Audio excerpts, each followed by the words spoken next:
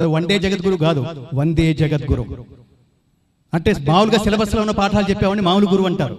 సిలబస్లో ఉండే పాఠాలతో పాటు జీవిత పాఠాలు కూడా చెప్పేవాడిని సద్గురు అంటారు.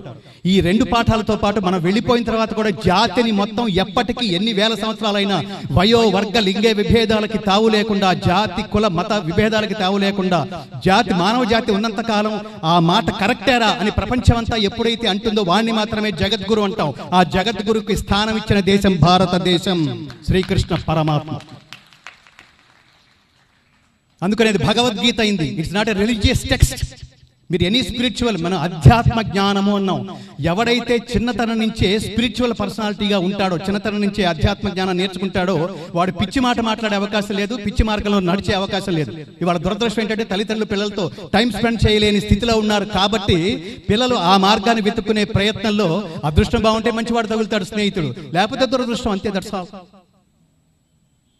నాకు ఒకసారి అనిపిస్తుంది, జంతువులకి ట్రైనింగ్ ఇచ్చినట్టుగానే మన పిల్లలు కూడా అంతే ట్రైనింగ్ ఇవ్వాలి, లేకపోతే వాడు సంస్కారం. మన గుర్తుపెట్టుకోవాల్సిన విషయం, మన ఇంట్లో ఉన్నంతసేపు మన పిల్లలు పేరు కుటుంబం, అదే పిల్లలు రోడ్డు మీదకి వెళ్తే సమాజం.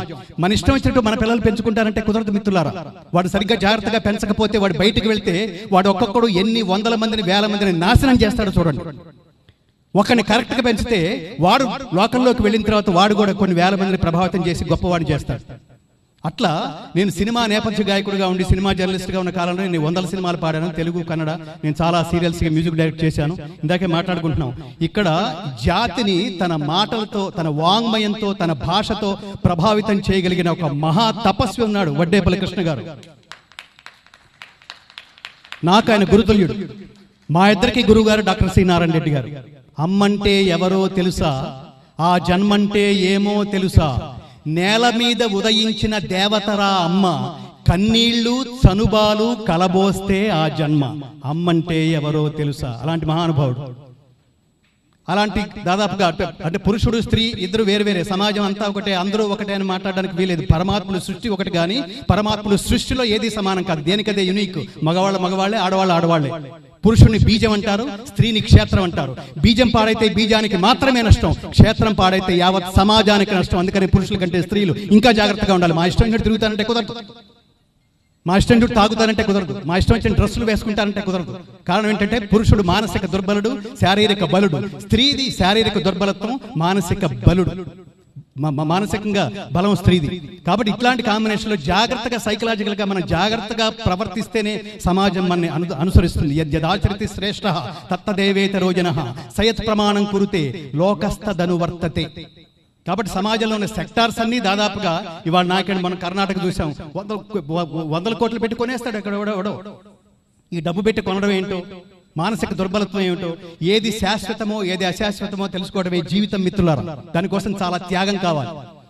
దానికోసం నా సినిమా జీవితాన్ని నేను ఇంతసేపు ఎందుకు ఆవేశంగా మాట్లాడుతున్నానంటే, నేను నెలకి 10 లక్షలు సంపాదించే ప్లేబ్యాక్ సింగింగ్ జీవితం నుంచి, జీవితం అంటే ఎంటర్టైన్మెంట్ కాదు, తాత్కాలికంగా మిమ్మల్ని ఆనందపరచడం కోసం నేను ఏ పాట అయినా పాడేయచ్చు. దేవుడు నాకు గొంతు ఇచ్చినప్పుడు సారిత్తారెత్తారా అనేసేయచ్చు, కెవ్వు కేక అనేయచ్చు, ఏదైనా పాడేయచ్చు నేను.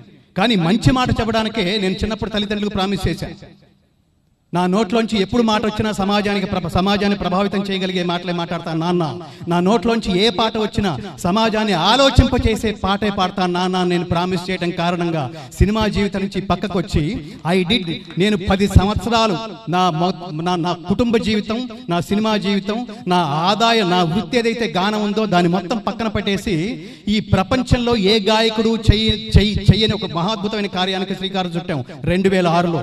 అదేంటంటే సంపూర్ణ భగవద్గీతలోని 700 శ్లోకాలని తాత్పర్య సహితంగా హై ఎండ్ టెక్నాలజీలో మీరు కళ్ళు మూసుకుని వింటుంటే సాక్షాత్తు శ్రీకృష్ణుడు అర్జునుడికి ఉపదేశిస్తున్న జీవన గీతని మీరు ప్రత్యక్షంగా కురుక్షేత్రంలో కూర్చుని వింటున్న అనుభూతి కలిగించే సౌండ్ టెక్నాలజీలో దాన్ని రికార్డ్ చేయడం కోసం లైఫ్ దానికోసం పణంగా పెట్టాం మిత్రులారా.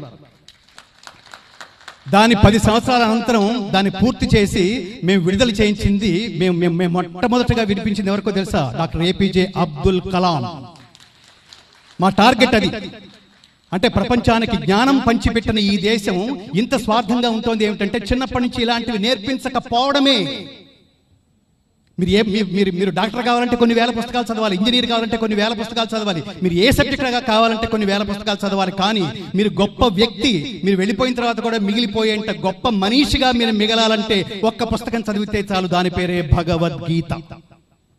అది మత గ్రంథం కాదు. భగవద్గీత అంటే మతం కాదు, జ్ఞానం. భగవద్గీత అంటే ఉత్తమ జీవన విధాన మార్గం, ఉన్నత వ్యక్తిత్వ వికాస బోధనం. గీత నేర్చుకుంటే రాత మార్చుకున్నట్టే.